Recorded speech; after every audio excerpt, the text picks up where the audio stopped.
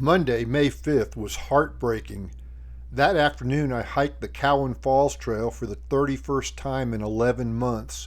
I've been working on several photography and writing projects, but also go there to enjoy its beauty and tranquility.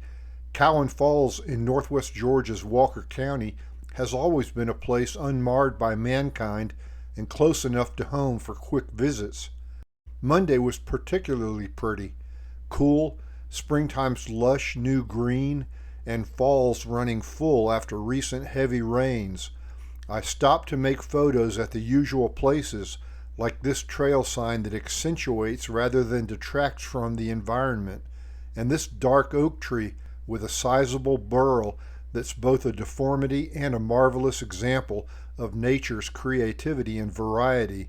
There were seasonal highlights, like this solitary Indian pink, the upright flower just about to open, and a cascade of mountain laurel just past peak, its ornate cup-shaped flowers already dropping to the ground.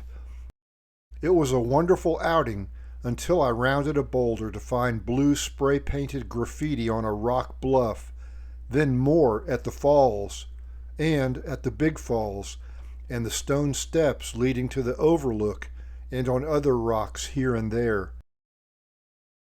I don't know who Kira and Leo are, nor whether one or both of them are responsible for the graffiti, but if so, this is a testament to ignorance, selfishness, and narcissism. On my previous visit on April 17th, there was no graffiti. I'd have mourned that day had I known it would be the last time I'd walk an unspoiled Keown Falls trail.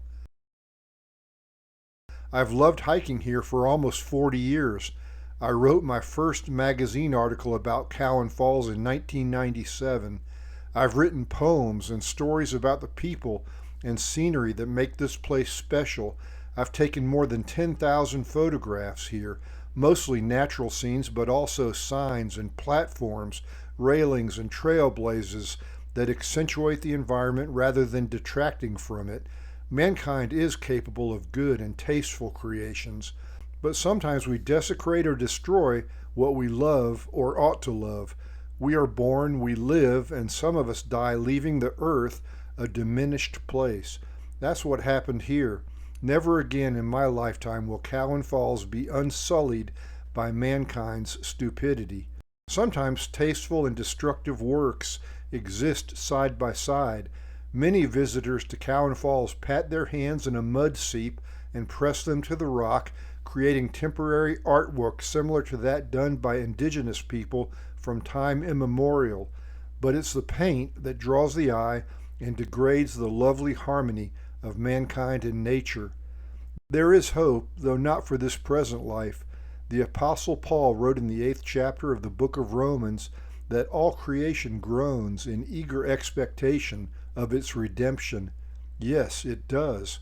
It groans under the weight of pollution, erosion, and our unique ability to tear down and destroy in the name of progress or entertainment.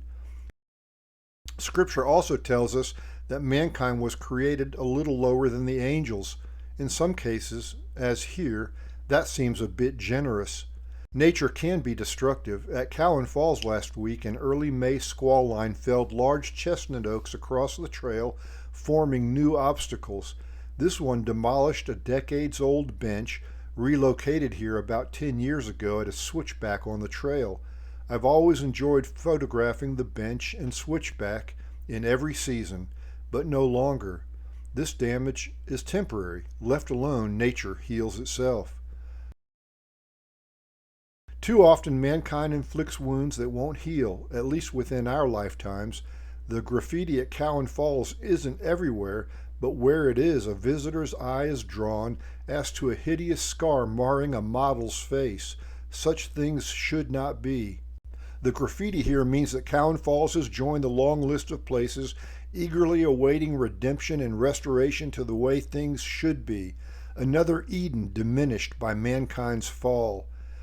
Despite our proclivity for desecration, creation is still magnificent. If it's this good, imagine what it might be in a state of perfection. That's the promise of a new heaven and a new earth described in the book of Revelation. If this one is wonderful despite its woes, the new one will be spectacular. I won't ever again see Keown Falls like it has been the past 40 years, but I can hold to the hope of something better to come. Farewell, Keown Falls, as I knew it. Thank you for watching this Georgia Backroads program.